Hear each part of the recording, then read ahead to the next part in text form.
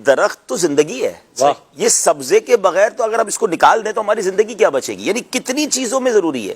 اب ہم چلتے ہیں کہ سب سے پہلے تو آکسیجن. جی ہم اگر جی رہے ہیں، سانس لے رہے ہیں، ہم آکسیجن لے رہے ہیں، کاربن ڈائی آکسائڈ باہر نکال رہے ہیں. کمال دیکھیں اللہ کی قدرت کا نظام کہ درخت کاربن ڈائی آکسائڈ لے رہا ہے اور وہ آکسیجن بالکل ہمارے لیے یعنی ایک آکسیجن فراہم کرنے کا ذریعہ بنا دیا گیا.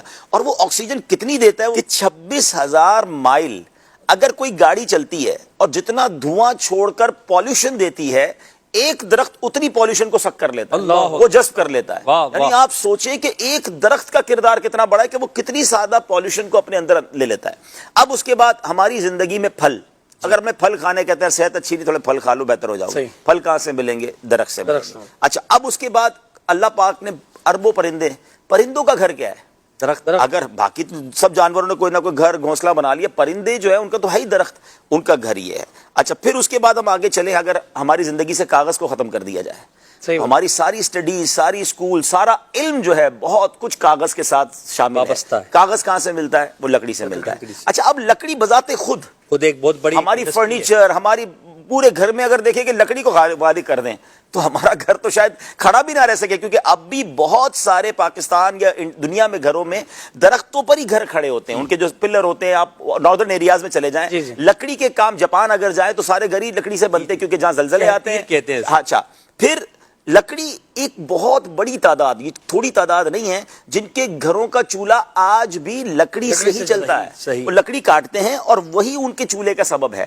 اسی طرح ابھی بھی آپ ناردرن ایریاز میں جائیں، میں بھی گیا پچھلے دنوں سکردو میں، تو انہوں نے بتایا کہ ہم نے ابھی سے لکڑیاں کاٹنا شروع کر دی ہیں. وہ ایک ایسے پودے ہوتے ہیں جو کاٹے جاتے ہیں. تو ہم اتنے من لکڑی سردیوں سے پہلے اپنے گھر میں جمع رکھیں گے، کیونکہ اب جب یہ پوری برف باری سے وادی ڈھک جائے گی تو اب ہماری زندگی صرف لکڑی کے سہارے ہوگی. وہ آگ جلتی رہے گی اور اس ایک کمرے میں ہم سارے گھر والے بیٹھیں گے تاکہ وہ سردی سے ہم اپنے آپ کو بچا سکیں. تو یعنی اگر آپ اس کے استعمال پر غور کریں. پھر جڑی بوٹیاں، جتنی بھی ہربز ہیں، جتنی بھی جڑی بوٹیاں کہہ لیں، ہربل چیزیں کہہ لیں، وہ کہاں زمین سے ہی تو ملتی ہے نا. جڑی تو جڑی جڑ سے ہی تو نکلی ہے. اب جڑی بوٹی نہیں ہے تو آپ کیا کریں گے؟ اچھا اب ہماری خوراک کو دیکھ لیں.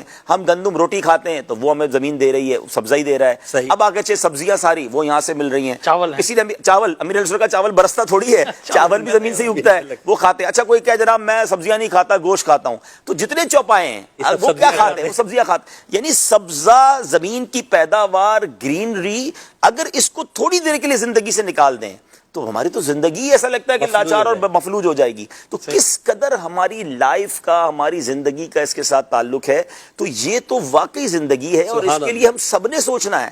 یہ صرف دعوت اسلامی کا، FGRF کا کام نہیں ہے. اللہ سلامت رکھے دعوت اسلامی کو کہ ہمیں یہ اویئرنیس دے رہی ہے، ورنہ تو ہر پاکستانی بلکہ دنیا میں رہنے والے ہر انسان کو گرینری کی اہمیت سمجھنی چاہیے. اور جو ابراڈ گئے ہیں وہ جانتے ہیں کہ باہر تو باقاعدہ اس کا ایسا اہتمام ہے محسن بھائی، اور لوگ اتنا پیار کرتے ہیں پودوں سے، گارڈن سے.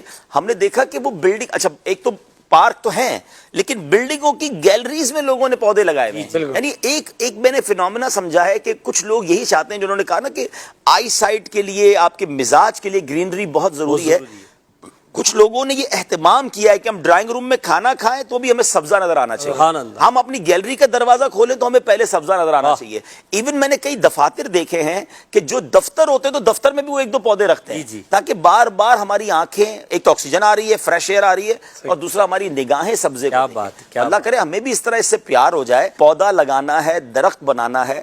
اگر یہ کام جو دعوت اسلامی کا ہو جائے تو پاکستان سرسبز باغ بن جائے. واقعی باغ بن سکتا ہے اگر ہم